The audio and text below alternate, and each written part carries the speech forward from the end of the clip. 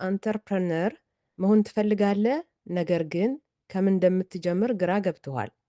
እነዚህ አምስቱ ዋና ዋና ደረጃዎቹን ማድረግ አለብህ። ደረጃ 1 ስራህን በጊሼ ዩኒክ ላይ አስመዝግብ። መታወቂያህን አዘጋጅ። ደረጃ 2 በመጀመሪያዎቹ ጊዜያት አነስተኛ ግብር ለመክፈል የአቅር ጥያቄ አቅርብ። ደረጃ 3 ማመልከቻህ ለሚመለከታቸው ባለስልጣናት ይላካል። ደረጃ 4 በ15 ቀናት ውስጥ የሲሬት ቁጥርህን ታገኛለህ።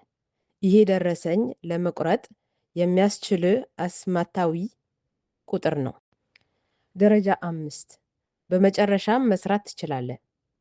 በየወሩ ወይም በየሶስት ወሩ ገቢህን ለማሳወቅ የኦንላይን አካውንት መክፈት እንዳትረሳ። ማስጠንቀቂያ ድርጅትን ለመክፈት የመኖሪያ ፍቃድ ቲትር ደ ሴጆር ለመስራት የሚፈቅድ መሆን አለበት። ከመጀመርህ በፊት ይሄን አረጋግጥ።